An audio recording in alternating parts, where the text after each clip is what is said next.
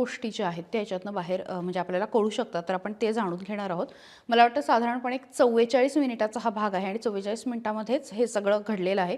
विशेषतः शेवटची 3 मिनिट जी आहेत ती जास्त महत्त्वाची आहेत. आपण सुरुवात करूया. हे काय झालं तर 8:19:25ला म्हणजे 8:19:25 बारामती एअरक्राफ्टकडनं असं म्हटलं गेलं की बारामती टॉवर VTSSK, तर बारामती टॉवरकडनं पण तेच म्हटलं गेलं. त्यानंतर मुंबई 2U FL 190, त्यानंतर त्याचा नंबर वगैरे सांगण्यात आला आणि एस्टिमेट अरायवल ॲट 3.30. त्यानंतर त्यांच्याकडनं असं उत्तर आलं बारामतीकडनं, VTSSK monitored call Wien release by Pune. म्हणजे तुम्ही पुण्यातनं पुढे आल्यानंतर आमच्याशी परत कोऑर्डिनेट करा. मी ना म्हणजे प्रत्येक गोष्ट टर्मिनॉलॉजी मला त्यांची काय बोलण्यातनं कळत नाही, पण साधारण त्याचा अर्थ काय लागावा असं ते बोलणं आहे. इतकंही काही अवघड नाही आहे. त्याच्यानंतर 8:27 अगदी एकेका सेकंदाचं मी तुम्हाला नाही सांगत, पण 8:27:27ला एअरक्राफ्टकडनं असं म्हटलं गेलं, Baramati tower VTSSK release by Pune on hand over with you descending FL 100 for 600. म्हणजे आम्ही पुणे पास केलेलं आहे आणि त्यांनी ते काय त्यांची पोझिशन वगैरे सांगितली असेल. काइंडली डिस्टन्स इनबाउंड बारामती, तर त्याच्यानंतर ते म्हणतात से अगेन डिस्टन्स इनबाउंड बारामती, म्हणजे बारामतीपर्यंतचं डिस्टन्स, तर ते म्हणतात 30 माइल्स VSK, 30 मैल आहे. ओके. त्याच्यानंतर पुढचा संवाद झालेला आहे बारामती ATC कडनं आणि ते म्हणतात next call 10 miles inbound on final approach course for runway 11 local QNH is 1020. Okay. तर त्यांनी सांगितलेलं आहे की 10 मैल तुम्ही जवळ आल्यानंतर आपण पुढचा कॉल घेऊ. तर ते म्हणतात कन्फर्म RWY 11 इज यूज. तर ते म्हणतात की अफर्म मॅम वाइंड काम फॉर रनवे 11. तर ते म्हणतात की रनवे 11 जो आहे तर तिथे वारं म्हणजे जास्त नाही आहे.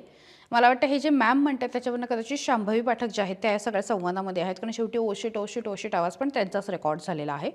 त्याच्यानंतर रिक्वेस्टिंग रनवे 29 VSK, तर त्याच्यावरती असं उत्तर दिलं आहे Roger runway 29 approved, call on final approach course runway 29 course will be 287. Okay.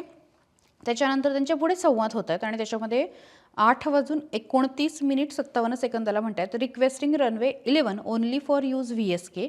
त्यावरती परत उत्तर बारामतीकडनं असं येतं Roger ma'am runway 11 is approved, kindly call final approach course 10 miles. Okay. त्याच्यानंतर मग त्यांचे पुढे बोलणं वगैरे होतं आणि ह्याचा सगळ्यात महत्त्वाचा जो संवाद आहे तो आहे 8:36:36ला going around VSK will join left base for runway 2 आणि बारामतीकडनं रिप्लाय येतं VSK visual with you call left ABM. त्यानंतर जो second approach and the accident हा जो सगळ्यात महत्त्वाचा पार्ट आहे बघा. 8:40:21 आणि इथपासून 8:44:13 इथपर्यंतचा हा संवाद आहे आणि याच 4 मिनिटांमध्ये ही दुर्दैवी घटना घडलेली आहे.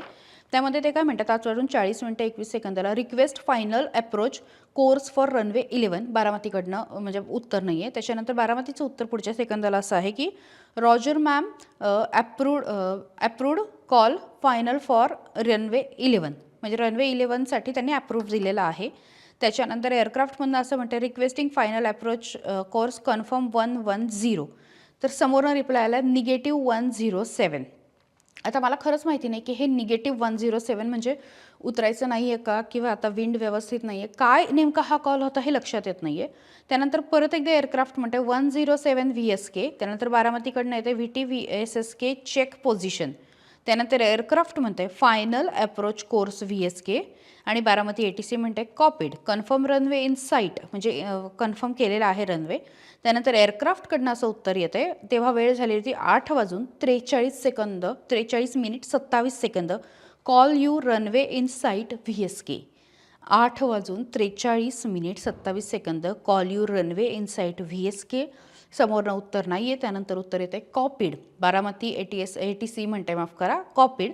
त्यानंतर फिल्ड इन साईट VSK असं उत्तर आलेलं आहे एअरक्राफ्टकडनं. Field in sight VSK 8:43:53 field in sight VSK आणि त्यानंतर 8:43:59 म्हणजे अगदी 44 मिनिटाला हे उत्तर आलं आहे की बारामती ATCकडनं VSK विंड काम रनवे 11 क्लिअर्ड टू लँड. मला वाटतं हा मुद्दा महत्त्वाचा असणार आहे की बारामती ATCने सांगितलेलं आहे की VSK विंड काम म्हणजे वाऱ्याची काही अडचण नाही आणि रनवे 11 क्लिअर टू लँड म्हणजे रनवे 11वरती तुम्ही लँड होऊ शकता. आणि त्यानंतर 8:44 शांभवी पाठकांचा आवाज आला आहे, ओ शेट ओ शेट ओ शेट. आणि त्यानंतर अजित पवार यांच्यासह त्या विमानामध्ये प्रवास करणाऱ्या 5ही प्रवाशांचा मोठा अपघात झाला आणि दुर्दैवी मृत्यू झाला. आणि हे शेवटच्या काही मिनिटामध्ये काय घडलं हे मी तुम्हाला सांगण्याचा प्रयत्न करते. यासोबतच इतरही काही महत्त्वाचे मुद्दे आहेत यामध्ये. पण त्यांनी सांगितलेलं आहे की प्रोसेस अँड इन्व्हेस्टिगेशन काय आहे, तर data is download and data is being analysed म्हणजे डाटाचं ॲनलायझेशन सुरू आहे.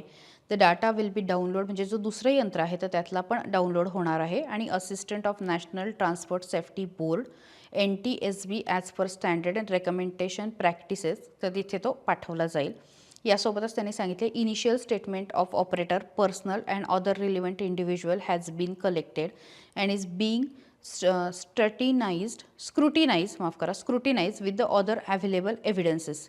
तर तिथले जे काही लोकांचे अनुभव आहेत किंवा तिथे जे उपस्थित होते ज्यांनी जे बघितलेलं आहे तर ते कलेक्शन करणं सुरू आहे आणि त्याचीही स्क्रुटिनी करणं, चौकशी करणं किंवा त्याच्यात किती तथ्यता आहे या सगळ्याची तपासणी सुरू आहे. The evidence collected are being analyse for further course of action. पुढच्या गोष्टीसाठी त्याचा वापर होणार आहे. On site wreckage examination was carried out and the findings have been recorded for further analyse. जे काही नुकसान झालेलं आहे किंवा जे काही पार्ट आहे तर त्याचंही आम्ही इन्व्हेस्टिगेशन करणार आहोत. The documents pertaining with air things operations flight safety and aircraft release has been seized for further scrutiny and analysis म्हणजे जे जे गोष्टी तिथे सापडलेल्या आहेत तर त्याचा सीज करण्यात आलेलं आहे ॲनालिसिससाठी आणि पुढच्या सगळ्या चौकशीसाठी. आणि त्यांनी सांगितलेलं आहे की as per aspect of the accident will be examinated and investigation to bring out the facts, root causes and contributory factors leading to the accident. आणि या सगळ्यामधनं नेमकं काय घडलेलं आहे याचं तथ्य, याची कारणं आणि याला जबाबदार असलेल्या गोष्टी ह्या सगळ्या शोधल्या जातील. पण आत्ताचा हा जो रिपोर्ट आहे हा खूप प्राथमिक आहे हे त्यांनी स्पष्ट केलेलं आहे.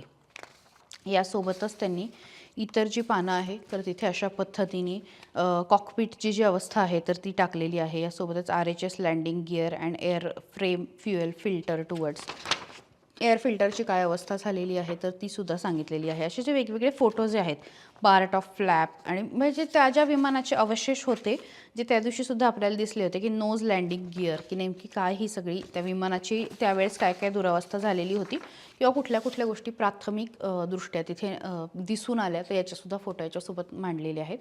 हे बघा 22 पानी अहवाल आहे आणि अहवाल खूप प्राथमिक स्वरूपाचा आहे.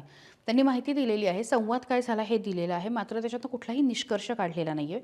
आणि जो महत्त्वाचा मुद्दा मगाशी मी म्हटले की त्या ज्या 2 यंत्र आहेत की ज्यातला एकातला डेटा जो आहे तो डाउनलोड झालेला आहे आणि दुसऱ्यामधल्याची रिकव्हरी आता सुरू आहे, त्याच्यासाठीचे प्रयत्न सुरू आहेत. जोपर्यंत तो डेटा समोर येत नाही तोपर्यंत थेट आपण कुठलंही भाष्य करू शकत नाही की ह्या माणसाची चूक झाली किंवा या कंपनीची चूक झाली किंवा नेमकी चूक कोणाची झाली.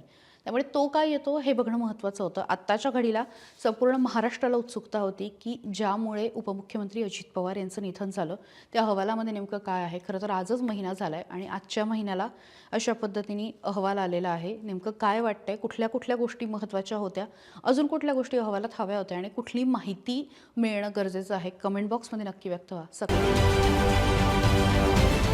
महाराष्ट्रातील सर्व बातम्यांचे विश्वासार्ह व्यासपीठ सकाळच्या सर्व सोशल मीडिया प्लॅटफॉर्मला लाईक, फॉलो आणि सबस्क्राईब करा. तसंच सर्व नोटिफिकेशनसाठी बेल आयकॉन प्रेस करायला विसरू नका.